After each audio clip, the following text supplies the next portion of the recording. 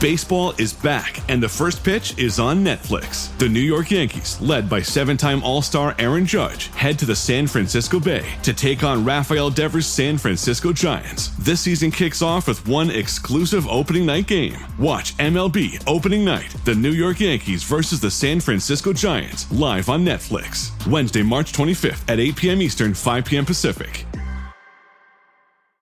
Listen, all you New Yorkers. Excuse me, taxi. Okay, man, we're looking around. This is the 77 WABC minicast. And tonight on the Rita Cosby Show, more good news from those who love freedom in this world.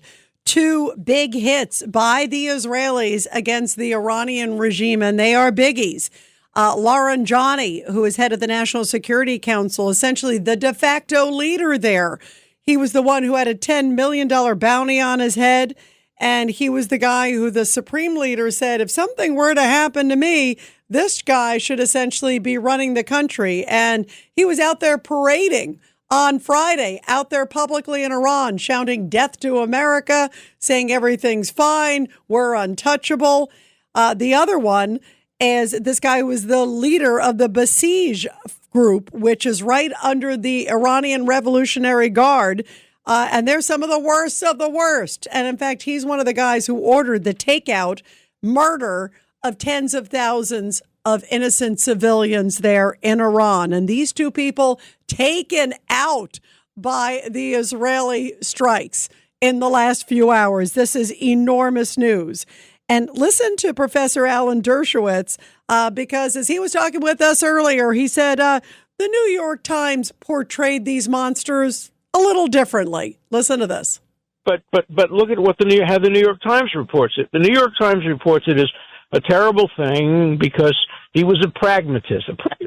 He killed 32 or 36,000 Iranians. That's a pragmatist. He was murdering people all over the country. But the New York Times bemoans their killing because it will make it less likely that the United States can make a deal. That's such nonsense. Again, the New York Times, you read the New York Times, it's a different war from reading the Wall Street Journal. It's as if there were 2 wars being fought. One reported by the New York Times and the other reported by the Wall Street Journal. The Wall Street Journal is accurate. The New York Times is not. I guess that is truly called alternate universe that we are living in. And what a sad testament. Anybody who would be minimizing the crimes that these 2 leaders who are now up there in hell, I'm not going to say they're in heaven, and it couldn't happen to 2 nicer guys.